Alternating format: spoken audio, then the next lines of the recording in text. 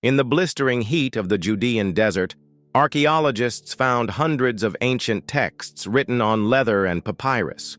But one was not like the others. Pulled from the Qumran caves, this artifact wasn't a religious scripture or a historical record.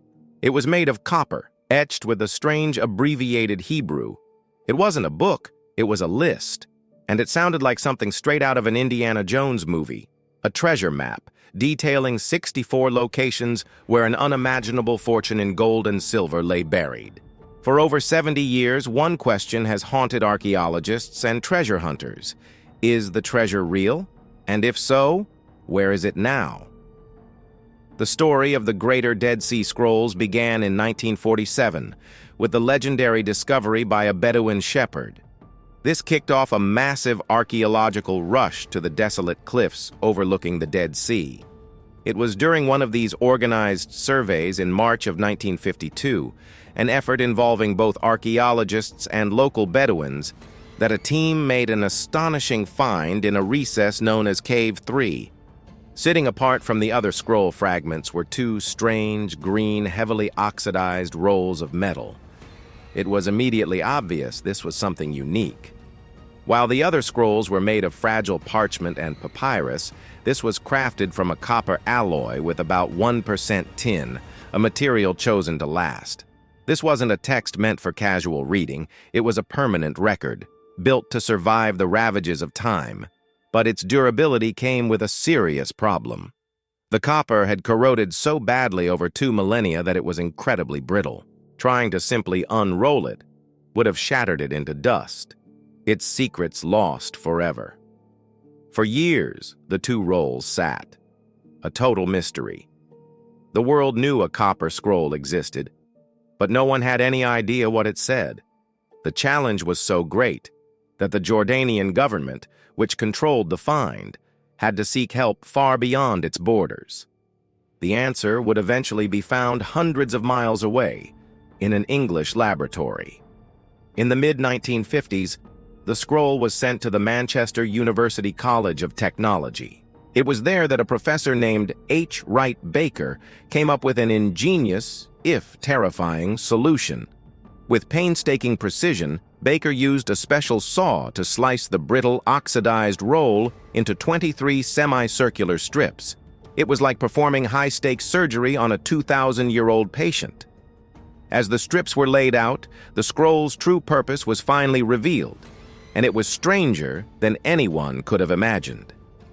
John Marco Allegro, the scholar who supervised the process, was the first to transcribe the odd text. This was no literary work.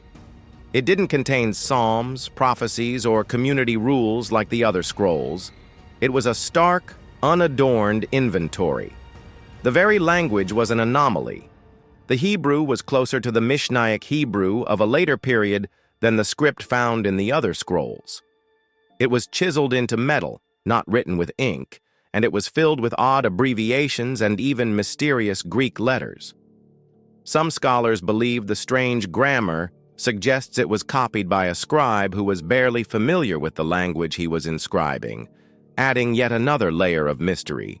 But the biggest shock of all was what it described: 64 caches of hidden treasure. Reading the copper scroll is like stepping into an ancient treasure hunt. The directions are blunt, specific, and maddeningly cryptic. They speak of a world the author knew intimately, but which is completely lost to us today. The scroll begins in the ruin that is in the valley of Achor, under the steps with the entrance at the east, a distance of 40 cubits. A strong box of silver and its vessels with a weight of 17 talents. Another entry reads, in the salt pit that is under the steps, 41 talents of silver. In the cave of the old washer's chamber, on the third terrace, 65 ingots of gold. The list goes on, pointing to hiding spots in cisterns, tombs, and forgotten fortresses. The sheer amount of wealth it describes is staggering. While calculating an exact modern value is highly speculative, some estimates place the total haul at well over $1 billion. The scroll mentions tons of silver and gold, with one entry alone describing 900 talents of buried silver. Beyond precious metals, the list also includes priestly vestments and other sacred items, hinting at a holy origin for the hoard. But the most tantalizing clue is the very last entry. It describes the location of a duplicate of the scroll itself, one containing additional details, a key to the whole map. This second, more detailed scroll has never been found. The copper scroll is a map that leads, in the end, to an even better map that remains lost to history. The moment the scroll's contents were made public, a fierce debate erupted that still divides scholars. Is this a genuine list of a real historical treasure, or just an elaborate piece of folklore? Scholarly opinion remains split. One of the leading theories is that the scroll lists the sacred treasure of the Jerusalem temple, hidden away just before its destruction by the Romans in 70 CE. The immense scale of the treasure, far too large for any small community, and the mention of priestly garments strongly support this idea. Proponents argue that priests, seeing the catastrophe coming, created this indestructible list to preserve the temple's wealth for a future generation. Another theory suggests the treasure belonged to the ascetic Essene community, thought to have lived at Qumran, though this is challenged by the fact that such a community would likely have rejected such massive wealth. Others have proposed the treasure was hidden much later, during the Bar Kokhba revolt against the Romans in the 130s CE. And of course, some remain skeptical, suggesting the scroll is an ancient hoax. But many scholars argue that the tremendous effort required to hammer thousands of letters into expensive copper makes a work of fiction unlikely. With a map promising a treasure potentially worth billions, it was inevitable that a modern-day gold rush would begin.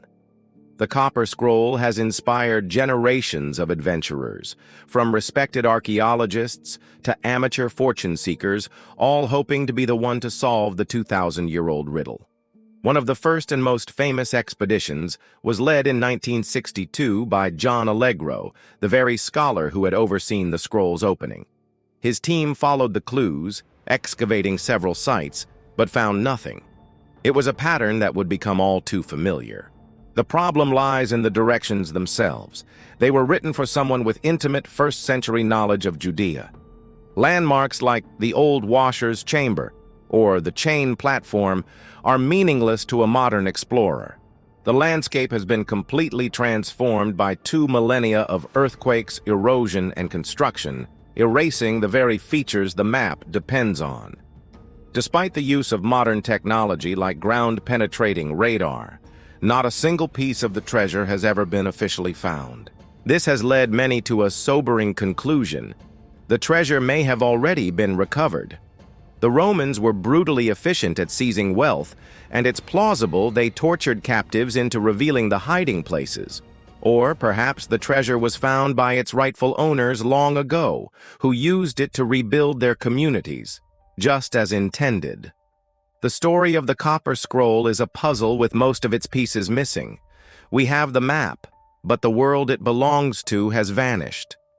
So what do you think? Was it the treasure of the Second Temple, hidden from the Romans? Or is it an elaborate legend, hammered into metal? Let us know your theory in the comments below. And if you find ancient mysteries as fascinating as we do, make sure to subscribe and hit the notification bell so you don't miss our next investigation. The Copper Scroll remains one of archaeology's greatest unsolved mysteries. It's an anomaly in every sense: its material, its language, and its tantalizing content. It stands apart from the other Dead Sea Scrolls, a unique testament to a desperate act of preservation in a time of chaos and destruction. The scroll offers a concrete guide to what could be the single greatest lost treasure in history. And yet, its secrets remain locked away. The clues are too cryptic, the land too changed, the trail gone cold. Was the treasure found by Roman soldiers 2,000 years ago? Was it recovered by its owners? Or could it still be out there, sleeping beneath the desert sands, waiting for a new discovery to finally unlock its meaning? For now, the real treasure of the Copper Scroll isn't the gold and silver. It's the enduring power of a mystery that has captivated us for decades. A story of immense wealth, a lost map, and a secret that has managed to outlast empires. But the story doesn't end here. In our final episode, we return to one of history's strangest unsolved codes, the Voynich manuscript. This time, in a way you've never seen before, a visual mystery, a language no one can read, and maybe, just maybe, a key to everything. Subscribe now and turn on notifications so you don't miss the mind-blowing finale of this series. Trust me, you won't want to miss it.